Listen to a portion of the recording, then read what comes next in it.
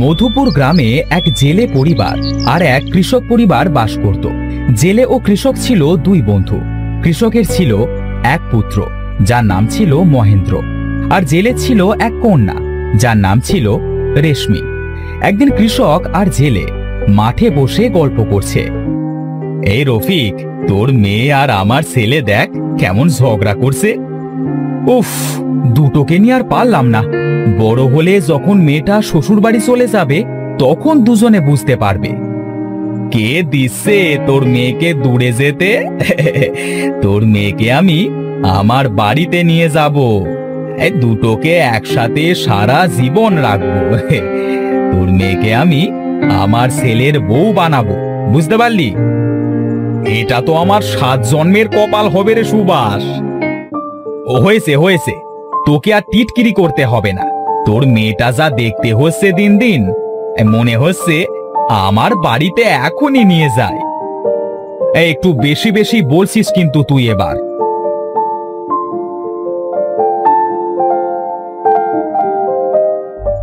বাবা, শাশু, দেখো না রেশমি কি বলছে। আমি কিছু বলিনি, মহেন্দ্র বলেছে বাবা।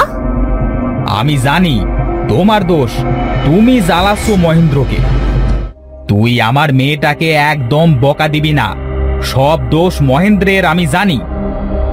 আমি জানতাম শাশু তোর কথা বিশ্বাস করবে না, আমার কথা বিশ্বাস করবে, দেখেছিস? শয়তান মেয়ে, আমার বাবাকে হাত করা, তাই না?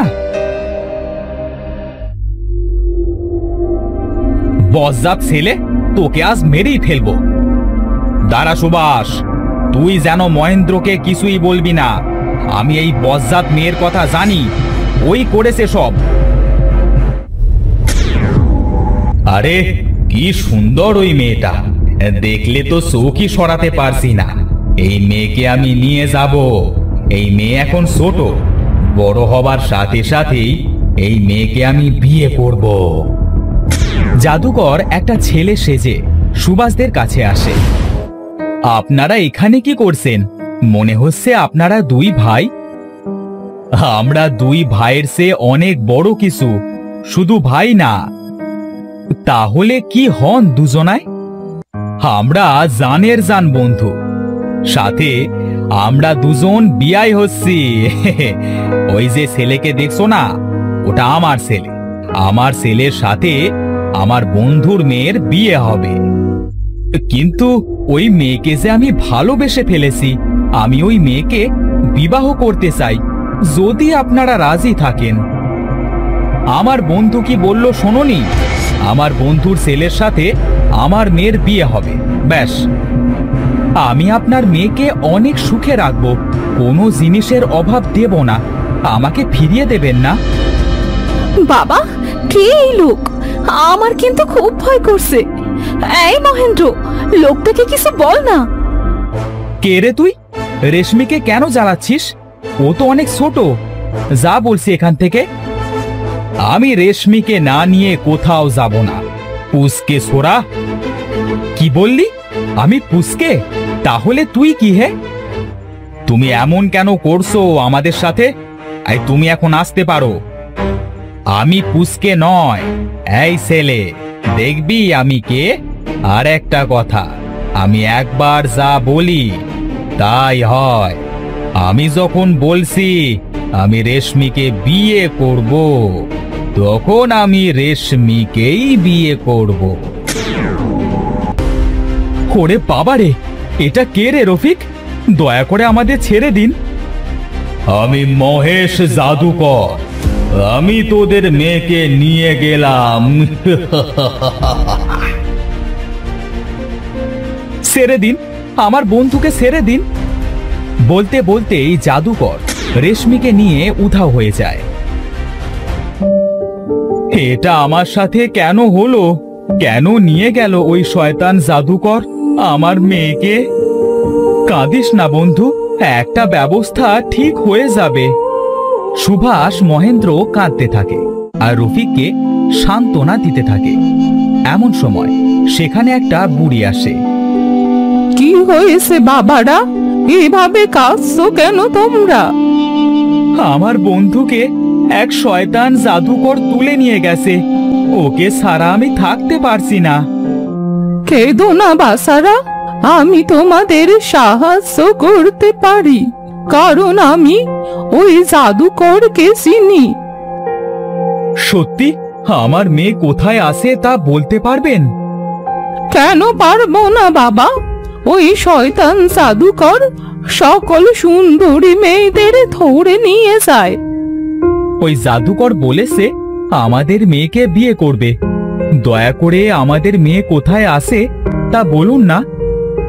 মহেশ জাদুকর বিয়ে করার জন্যই সুন্দরী মেয়েদের নিয়ে যায় না। তাহলে কেন নিয়ে যায় সুন্দরী মেয়েদেরকে? বলি দেবার জন্যে নিয়ে যায়।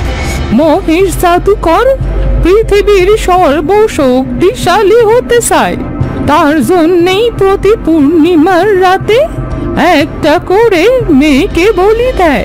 তার জন্যেই তোমাদের মেয়েকেও নিয়ে গেছে। কোথায় আছে মেয়েটা? তোমাদের মেয়েকে মহেশ জাদুকর 7 সমুদ্র 13 নদীর ওপারে সবুজ পাহাড়ের ওপরে সোনালি একটা ঘর আছে, সেখানেই নিয়ে গেছে। সেখান থেকে কিভাবে উদ্ধার করব আমি আমার বন্ধুকে? আমি তোমাদের সেখানে যাবার রাস্তা বলে দিতে পারবো, কিন্তু কিভাবে পৌঁছবে সেটা তুমি জানো।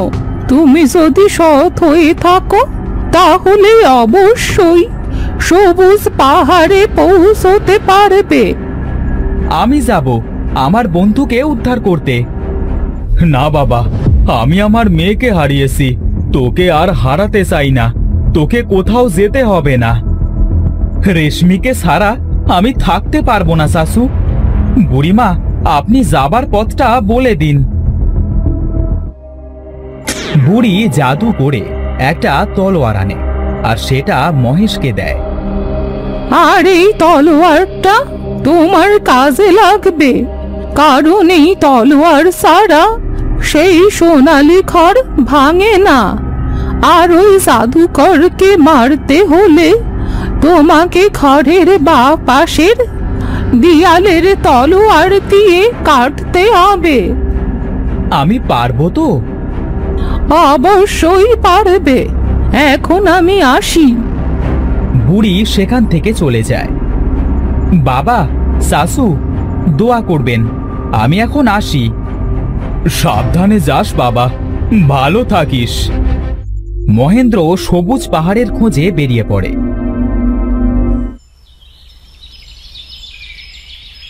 যেতে যেতে এক জঙ্গলে মহেশ একটা ছাগলকে অসুস্থ অবস্থায় দেখতে পায়। মহেন্দ্র ছাগলটিকে দেখে ছাগলটির কাছে যায়। আরে, ছাগলটাকে কে তীর মারলো?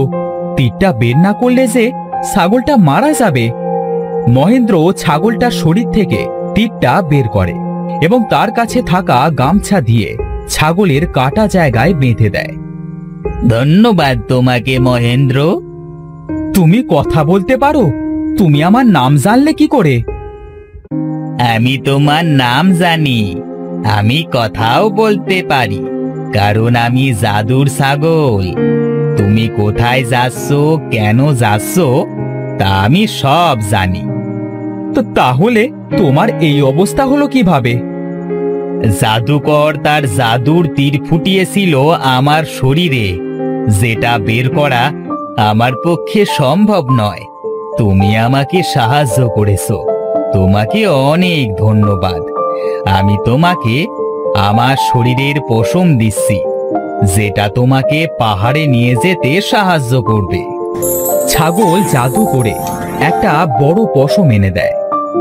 এই নাও মহেন্দ্র, পশমটাকে তুমি রাখো।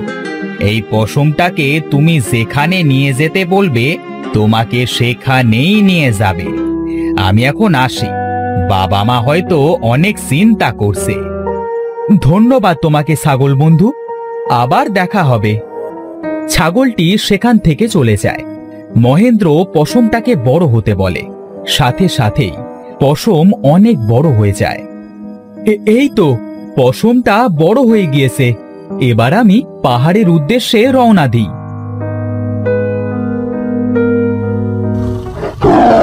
কিছু দূর যেতেই দেখে একটা বৃদ্ধ লোককে বাঘে তাড়া করেছে। মহেন্দ্র লোকটির কাছে যায়। দাদু, তাড়াতাড়ি আমার পেছনে উঠে পড়ুন, না হলে বাঘটা আপনায় খেয়ে ফেলবে। আমি উঠছি দাদু ভাই। বৃদ্ধ পশমের ওপরে উঠতেই মহেন্দ্র পশমকে ওপরে উঠে যেতে বলল। সাথে সাথেই পশমটি ওপরে উঠে যায়। ধন্যবাদ তোমাকে দাদু ভাই, আজ তুমি আমাকে বাঁচালে। কোথায় যাবেন দাদু আপনি? এখানেই নামিয়ে দাও আমাকে দাদু ভাই। দাদু ভাই, তুমি আমার অনেক বড় উপকার করেছো। এই নাও, এই পানির ঘটিটা তোমার উপহার। এই ঘটির কাছে তুমি যা চাইবে তোমাকে তাই দেবে। ধন্যবাদ দাদু ভাই, আমি তাহলে এখন আসি। পশম, আমাকে দূরে সবুজ পাহাড়ে পৌঁছে দাও।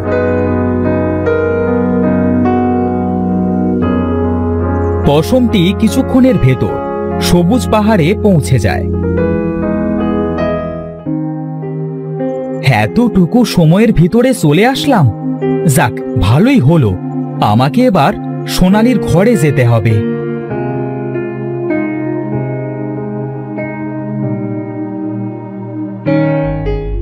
মহেন্দ্র সোনালীর ঘরের ভেতরে যায়। তখন জাদুকর বলে, উসকে সোরা, তুই এখানে চলে এসেছিস? তোর এত সাহস, কিন্তু তুই এখান থেকে ফিরে যেতে পারবি না। তুই আমার কিচ্ছু করতে পারবি না। বজ্জাত জাদুকর, তোকে শেষ করে আমি আমার বন্ধুকে এখান থেকে উদ্ধার করব। তুই মারবি আমাকে? আমি জাদুকর, আমাকে মারবার ক্ষমতা কারও নেই। তাই নাকি? এই দেখ তাহলে। হে, কোথায় পেলি এই তলোয়ার? দিয়ে দে, দিয়ে দে আমাকে, না হলে তোকে মেরেই ফেলবো। জাদুর পানের ঘটি, জাদুকরকে কিছু সময়ের জন্য আটকে রাখো। পানের ঘটি জাদুকরকে কিছু সময় আটকে রাখে। মহেন্দ্র এই ফাঁকে সোনালীর ঘরের বাম দিকে দেওয়ালটা কেটে ফেলে। মেরে ফেললি, মেরে ফেললি আমাকে, মেরে ফেললি। বলতে বলতে জাদুকর মারা যায় আর অদৃশ্য হয়ে যায়। আমাকে রেশমিকে খুঁজে বার করতেই হবে।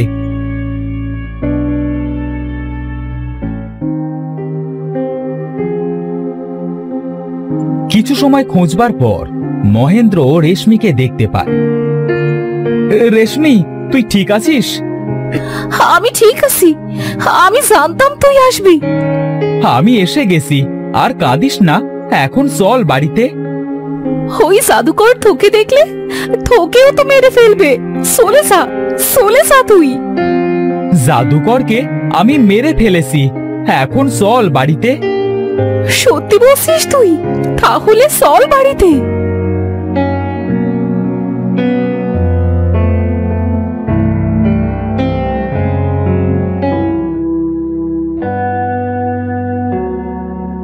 তারা পশমে করে আবার বাড়িতে চলে আসে। এরপর মহেন্দ্র রেশমিকে নিয়ে রেশমির বাড়িতে চলে যায়। শাশু, শাশি, বাড়িতে আসেন।